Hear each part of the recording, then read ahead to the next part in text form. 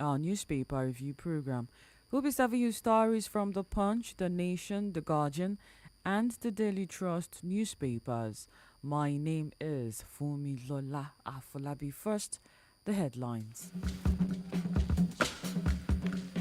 Coming from the Punch newspaper this morning, Lagos warns against unregistered health facilities. 34 Kano Varsity students expelled. Tinubu to address editors November 12th. INEC can't declare governor's seat vacant over defections, says MBA president. 7 killed as Kaduna bandits illegal miners clash. LG funds Osun withdraw suit against CBN AGF. Tinubu's performance luring opposition governors to APC. That's coming from Uzodimma. 2 Ondo fathers impregnate daughters.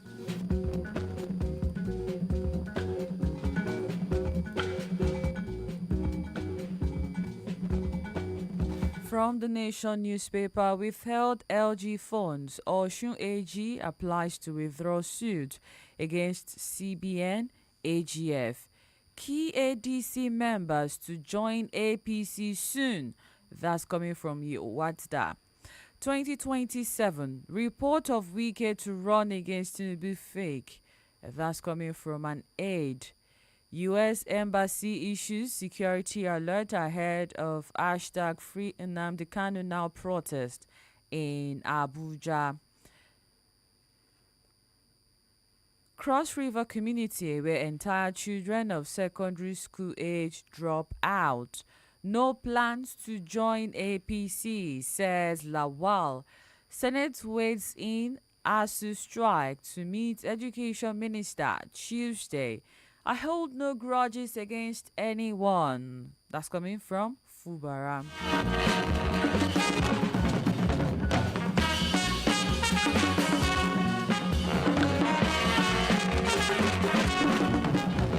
From the Daily Trust newspaper, Kano government sues Ganduje sons over 4.49 billion naira port project. Nigeria's under 5 death drops. That's coming from a survey. Gombe government, Rano Air signed MOU to begin Abuja-Gombe flight. Health insurance enrollment hits 21 million. NHIA. NGE moves conference to November 12th. These and more coming your way on this edition of Today in the Print on Crest 106.1 FM. Akure.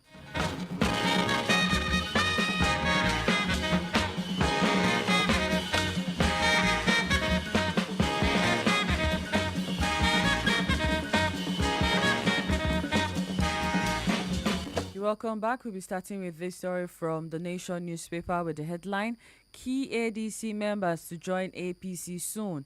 Yewatda.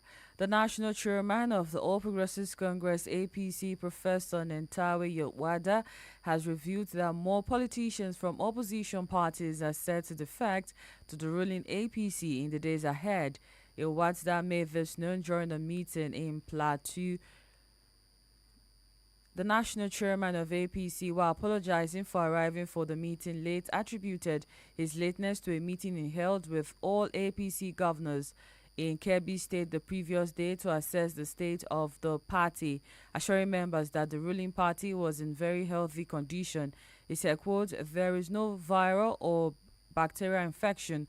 We even took the party to the lab in Kebbi. It came out clean," end quote. The APC chairman then revealed that the party would be receiving some new defectors from the African Democratic Congress ADC next week. Key ADC members to join APC soon. Yewatda.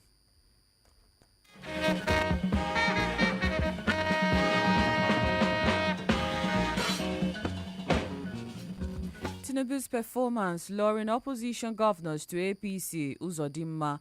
Imo State Governor Hope Uzodimma has said the growing wave of defections by opposition governors and lawmakers to the ruling All Progressives Congress is a direct result of President Bola Tinubu's performance and leadership style. Uzodinma made a statement during the APC stakeholders meeting in Kebbi State held on Friday, as seen in a viral video clip that trended on social media the same day.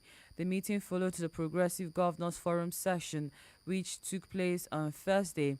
In the viral video, Uzodinma, who also chairs the Progressive Governors Forum, told the gathering that the influx of politicians into the APC was not accidental but an expression of confidence in Tinubu's administration.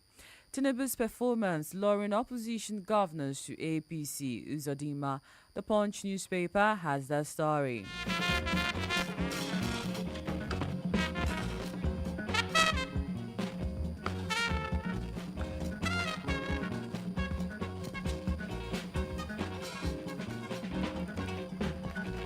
INEC can't declare governor's seat vacant over defection, says NBA chairman. The president of the Nigerian Bar Association, Afam Osigwe SAN, has said the Independent National Electoral Commission lacks the constitutional authority to declare the seat of any governor vacant on account of defection from one political party to another. The statement follows public reactions trailing the call on INEC by a chieftain of the African Democratic Congress and Nollywood actor Kenneth Okonkwo to declare the seat of Bayelsa State Governor Doye vacant after he resigned from the People's Democratic Party, the platform on which he was elected in 2023. Diri resigned his PDP membership on Wednesday during an expanded State Executive Council meeting held at the Government House, Yenogwa, which was attended by the Speaker of the State House of Assembly, Abraham Inogbere, his deputy Michael Ogbere, the All Progressives Grand Alliance Minority Leader Edward Bugiri, and 7 other lawmakers. INEC can't declare governor's seat vacant over defection, says NBA president. To read more on that story, check the Punch newspaper. Obi of Onitsha, politicians have abandoned governance for 2027 politics. The Obi of Onitsha, Igwe Nnamemeka Achebe, has expressed concern that political attention across the country has shifted towards the 2027 general elections, while hunger, poverty, and insecurity continue to afflict millions of Nigerians. Speaking during the 2025 Ofala Festival in Onitsha, Anambra State on Friday, the monarch said the political class neglect of governance for early alliances ahead of the next elections was worsening the country's economic and social challenges. Achebe warned that abandoning governance in pursuit of political ambition could further deepen hardship and instability nationwide. He lamented that ordinary Nigerians were bearing the brunt of the neglect as living costs continue to rise despite ongoing economic reforms. Obi of Onitsha, politicians have abandoned governance for 2027 politics. The Punch newspaper has the story.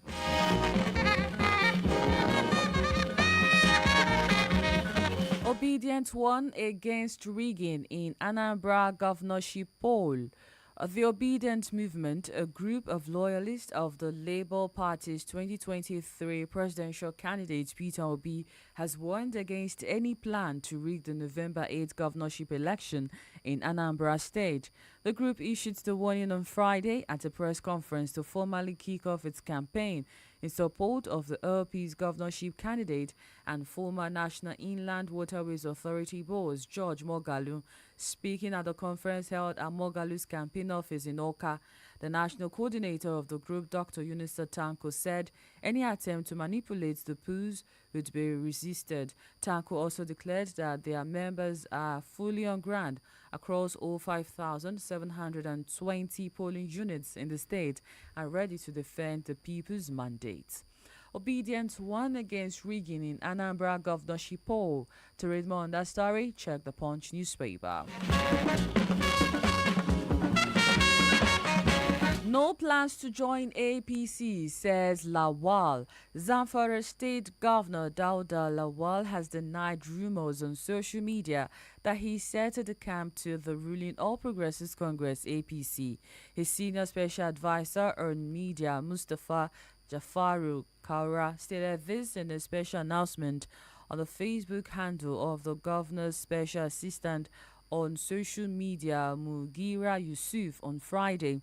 According to him, quote, "The rumor was concocted by mischief makers, and this is not the first over a year such an insinuation is going on, but outrightly, it's not true," end quote.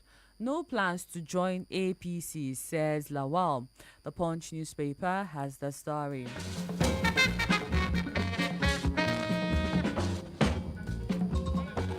Still from the Nation newspaper, "I hold no grudges against anyone," Fubara. Rivers State Governor Sinoye Fubara has declared that he holds no grudges against anybody after the reconciliation that followed the political crisis in the state. The governor also pledged to give necessary support to ensure an independent and effective justice system in the state. Fubara gave the assurance while formally declaring open the 2025-2026 legal year during a special court session at the State High Court complex in Port Harcourt on Friday.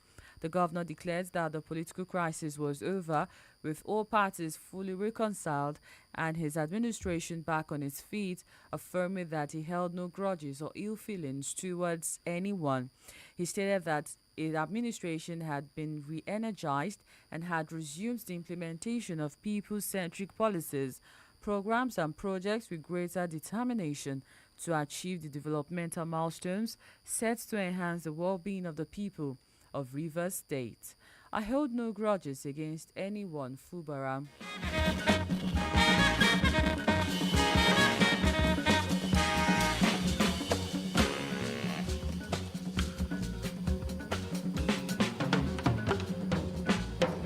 Electoral offences shouldn't be allowed to go unpunished, EU warns.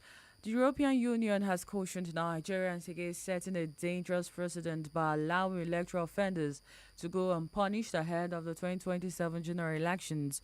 Head of the EU delegation to Nigeria and ECOWAS, Guter Mignor, gave the warning on Friday during the launch of the Election Security Information Hub in Abuja.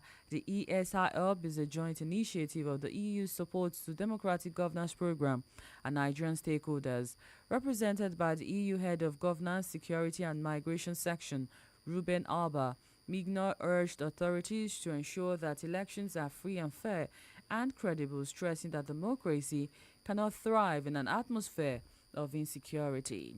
Electoral offences shouldn't be allowed to go unpunished, EU warns. The Punch newspaper has that story.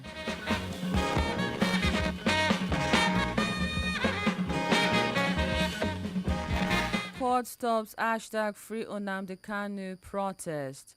A federal high court in Abuja has granted an interim injunction restraining human rights activists Omoyele Sowore and others from organizing or participating in the planned October 20 protest calling for the release of the detained indigenous people of Biafra leader Nnamdi Kanu. The order followed an ex parte application filed by the federal government through the Nigerian police force seeking to prevent the planned demonstration in the Federal Capital Territory. This was as the United States cautioned the citizens to stay away from the protest locations in the Federal Capital Territory. In the ruling delivered by Justice M.G. Umar, the court banned Sowore, the Take It Back movement, the #Revolution Now group, and people unknown from participating in, organizing, or promoting the protest. Confirming the development, Sowore, a former presidential candidate, alleged that the court was issued in chamber, rather that the order was issued in chambers after the judge had earlier declined to grant the same request in open court. Court stops #Free Nnamdi Kanu protest. To read more on that story, check the Punch newspaper.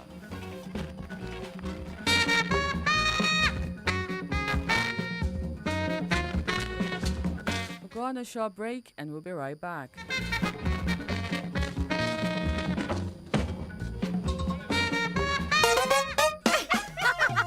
Make I yarn una better gist. So, few weeks ago, Ada come visit me carry plenty food stuff. As she dey unpack, na so she bring out John Vent 3-in-1 chocolate. Begin hype am, say e creamy, e sweet well well, e full of better goodness. Fast forward 2 weeks, I come dey call Judith dey ask where she buy am because e don finish for my house and I gats stock am for my family. Once you don taste instant goodness, no going back o. John Vent 3-in-1 chocolate. Enjoy instant goodness. Welcome back. It's still today in the print on Crest 106.1 FM. Akure, and still time check is 14 minutes to 7. We'll continue with this story from the Nation newspaper with the headline: Senate waits in ASU strike to meet Education Minister Tuesday. The committee, through its Joint Committee on Labor, Tertiary Institutions and TEDFund, has waded into the ongoing 2-week warning strike declared by the Academic Staff Union of Universities, ASU. The Joint Committee, in their efforts to end the ongoing strike by the university lecturers, met with the leadership of ASU on Friday at the National Assembly and scheduled meeting with the Minister of Education and the Executive Secretary of National Universities Commission (NUC) on Tuesday next week.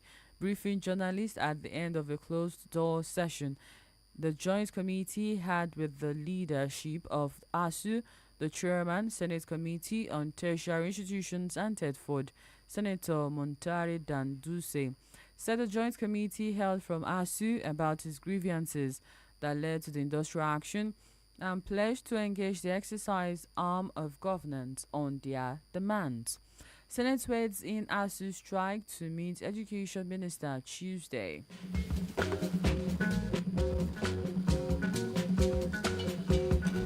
Ogun assures teachers of improved welfare. The Ogun State Teaching Service Commission has reaffirmed its commitment to improving the welfare and working conditions of teaching and non-teaching staff in secondary schools across the state as part of efforts to ensure optimal performance and productivity in the education sector.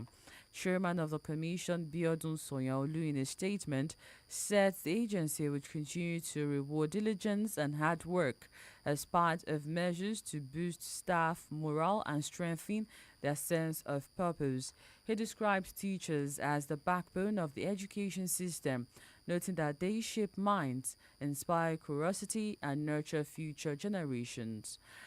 Ogun assures teachers of improved welfare. The Punch newspaper has the story.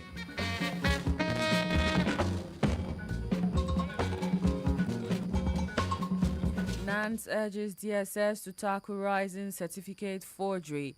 The National Association of Nigerian Students has called on the Director General of the Department of State Services to extend its ongoing reforms to address the growing menace of certificate forgery in Nigeria's public and political institutions.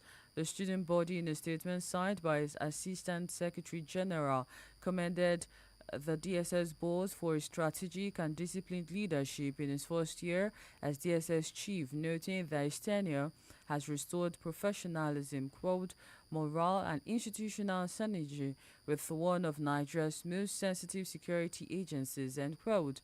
According to NANS, its commitment to transparency and diversity in appointments has, quote, redefined the service as one that operates with quiet efficiency rather than unnecessary spectacle, end quote. NANS urges DSS to tackle rising certificate forgery. The Punch newspaper has the story.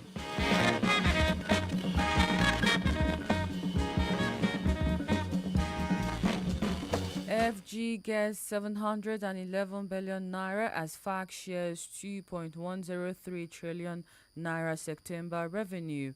The Federation Account Allocation Committee has distributed 2.103 trillion naira in September 2025 revenue to the federal, state, and local government, marking one of the largest monthly disbursements so far this year. The figure was disclosed in a communique issued at the end of FAC's October meeting held in Abuja and contained in a statement signed by the Director of Press and Public Relations in the Office of the Accountant General of the Federation, Bawa Mokwa, on Friday.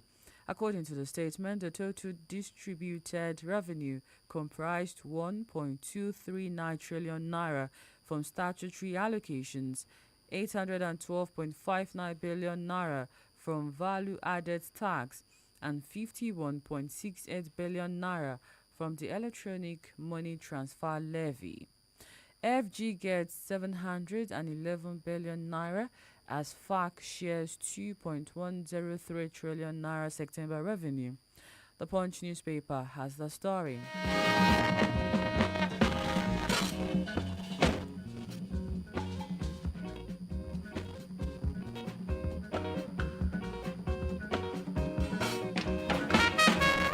Abbas urges trilateral approach to tackle insecurity. Speaker Tajuddin Abbas has advocated a combination of military action, political negotiation, and a strong justice system to end insecurity in the country. Speaking on Friday at the inauguration of officers' accommodation at the Niger Barracks Extension and Link Road, Mambila Barracks, Abuja, Abbas said the complex security challenges facing the country have evolved rapidly, testing the country's institutions and stressing its resources. The Speaker said the House of Representatives and the Senate have supported appropriations for critical platforms, munitions, communication systems, intelligence, surveillance, as well as force protection assets while ensuring accountability, value for money, and timely delivery.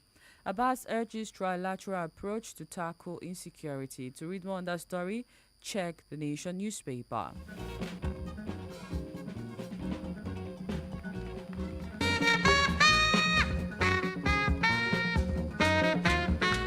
Seven killed as Kaduna bandits, illegal miners clash. At least 7 people were feared dead on Thursday following a clash between suspected bandits and a group of illegal miners in Kuyelo Ward, Gwari local government area of Kaduna State. It was gathered that the incident, which occurred around 11 a.m., threw the usually quiet community into panic as gunshots echoed across the area, forcing residents to flee into surrounding bushes for safety. Kuyelo, located in eastern part of Gwari, shares boundaries with Zamfara and Katsina states, areas notorious for banditry and illegal mining that have long undermined security in the region.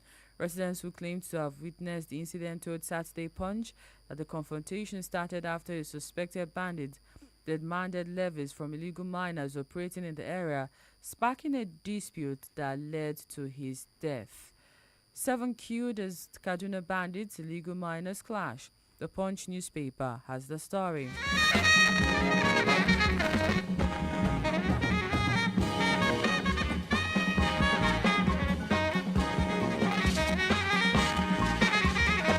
Kebbi denies hiring mercenaries to fight banditry. The Kebbi state government has debunked reports alleging that it hired foreign mercenaries to fight banditry and other criminal elements in the state. In a statement issued on Friday, the chief press secretary to the governor, Ahmed Idris, described the report as false, misleading, and unfounded. Kebbi denies hiring mercenaries to fight banditry. The Punch newspaper has that story. Coming from the BBC, Prince Andrew gives up his title as Duke of York. Prince Andrew is giving up his titles, including the Duke of York. He has announced in a personal statement he has been under increasing pressure over his links with sex offender Jeffrey Epstein, with calls for Buckingham Palace to take action against him. Prince Andrew gives up his title as Duke of York. That story is credited to the BBC.